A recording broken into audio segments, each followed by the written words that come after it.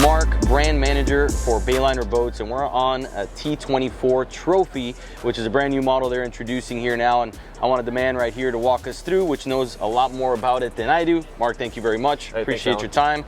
Let's go ahead and start with the Mercury Marine. We have a 225 V6 outboard on it, pushing it somewhere in the low 40s top end. It'll run, yep. And you can get up to a 300 on here, which gets you around 50 miles per hour. So Mark, go ahead, let's start from the transom area and work our way forward. Sure, thanks. As you can see back here at the transom, you got a nice wide swim platform, telescopic boarding ladder with handhold back there.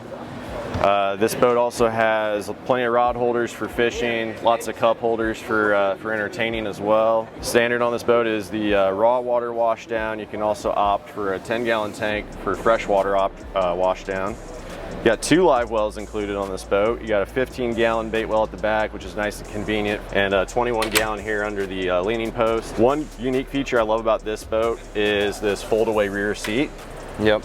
So you can have guests back here sitting when you're ready to fish. This folds away, gets you closer to the back of the action. Guys, real quick, I know you mention it and ask all the time, looking for quality entry boats. This boat starts at $64,900.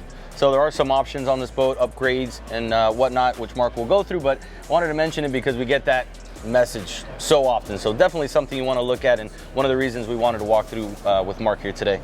So continue. Yep. Sorry, I wanted to drop that. Yeah. So we'll move on to the helm station here. You got this nice leaning post with flip-up bolsters. One other fishing feature I'll mention here is we've got built-in 6-foot-long insulated fish boxes. Oh, those are nice. They drain overboard.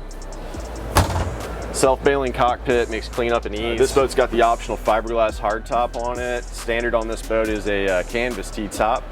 You still get this nice beefy tube structure here for the top, single piece. At the helm here, you can get various configurations when it comes to electronics and screens, whether you want analog gauges for simplicity or full digital touch screens with engine data and charts and all that. You can get a single screen configuration, dual screen configurations like you see here. It's got a nice Rockford Fosgate sound system on it, great visibility. VHF radios up here in this little lockbox, gives you some storage as well.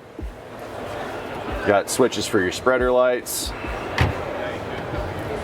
The gunnels are nice and high here, right at hip height. Built-in rod holders here on the side. Flooring's got this nice non-skid foam padding here from Gator Step. Got handholds and grab rails all throughout. Tons of storage. All these cushions are removable. Gives you a nice casting platform with non-skid fiberglass. If you want to check this out, we've got a nice recess in the storage compartment for a 5-gallon bucket. These all drain overboard as well. And for those of you that have actually used one of those, you know how important it is to be able to have a bucket, whether you're fishing, throw a cast net in there, some leads, or just anything you want to take in and out of the boat instead of having to drop them one by one. It's really nice to have those there. On top of that, this forward bench sheet, you remove this, how we mentioned, and you have a great casting platform. You can get to your anchor easily, jump in and out of the boat.